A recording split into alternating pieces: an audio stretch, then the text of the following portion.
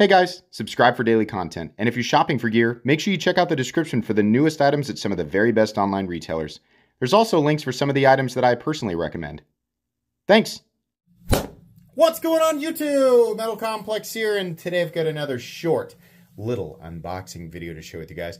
I know exactly what this is, and I'm really excited because this is the first time that I've shown this knife in years. And I'm actually really excited that they still make this. So if you didn't know about this, great. You're about to learn about a knife that you might be interested in. And if you did know about this, I'm sure you'll have fun as well. Either way, I'll link this right down in the description so you guys can check it out if you want to.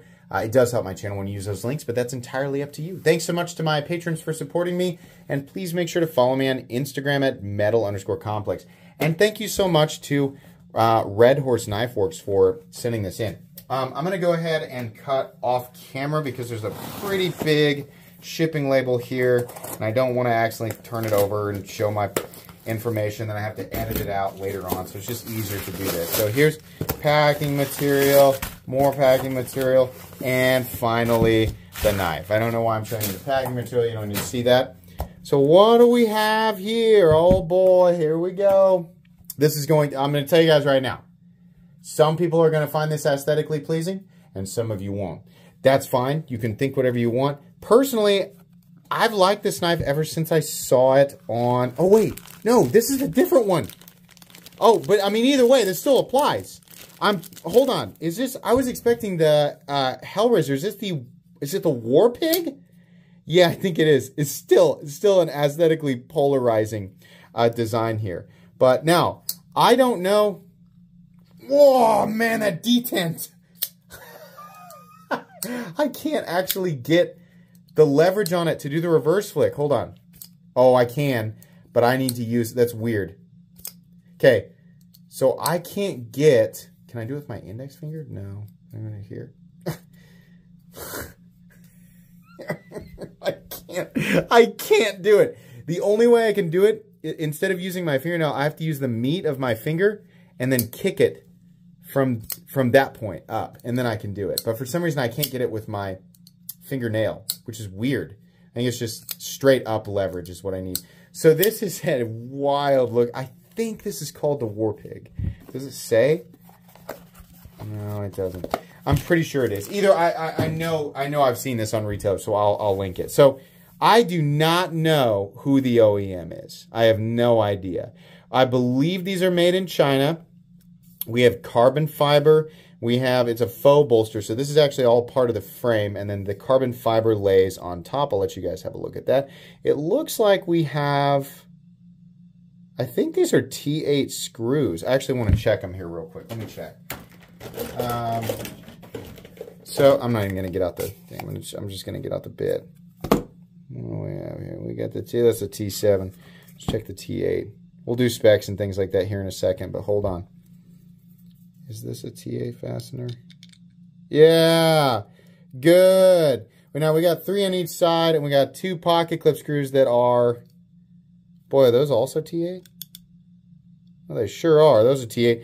Milled clip, no lefty mounting position though. So we do have T8 and a milled clip. That's nice. We have S35VN, which I'm not going to complain about almost at any price point, right? No double clutch thanks to a huge, weird flipper tab. That is such a bizarre flipper tab. 3 minutes, 48 seconds in. I've noticed I've had to say this a lot more often lately. If you're confused about what you're watching, this is not a review. This is me opening up a knife and just feeling it out for the first time. Just first impressions. Reviews take place in the mornings on my channel, and the reviews are only videos that I do after I've had a chance to carry and experience the knife and understand the design, etc. So this is just a first impressions video. But we have, I mean, there's no double clutch, but my goodness, the weirdest flipper tab I've ever seen. This is actually the first time I've ever experienced this particular model.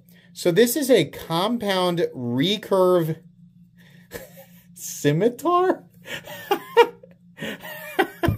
What the heck? Oh my goodness, absolutely bizarre. Thicker out here, thinner here. Just absolutely bizarre. I want to feel out the factory cutting edge here real quick. All right.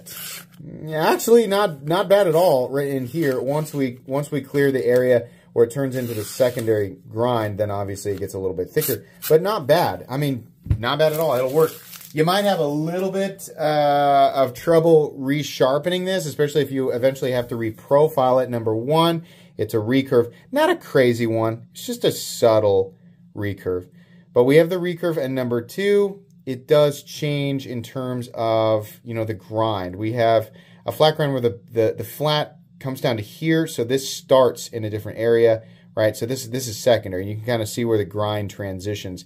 So that's probably not going to, unless you're a master freaking sharpener, it's probably not going to be the cleanest transitional area on your knife over time. But it is cool. I mean, when I say that, cool in the sense that it's different, right? Cool in the sense that not every single knife has to be a, you know, simple drop point blade.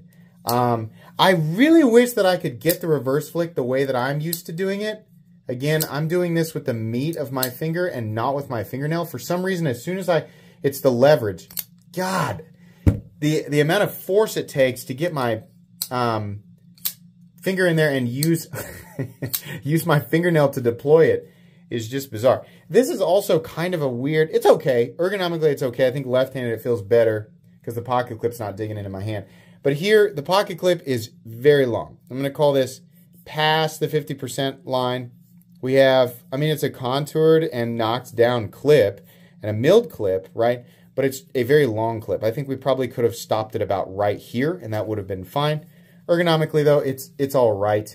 Access to the lock bar is plenty good. Plenty good. No issue there. Like I said, no double clutch. And overall fit and finish is also good. I mean, whoever this OEM is, it's probably one of the OEMs that we're familiar with, right? I don't know who. I want to find out before I say anything. Let's go ahead and do some quick specs. Just quick little specs here. Do I have my...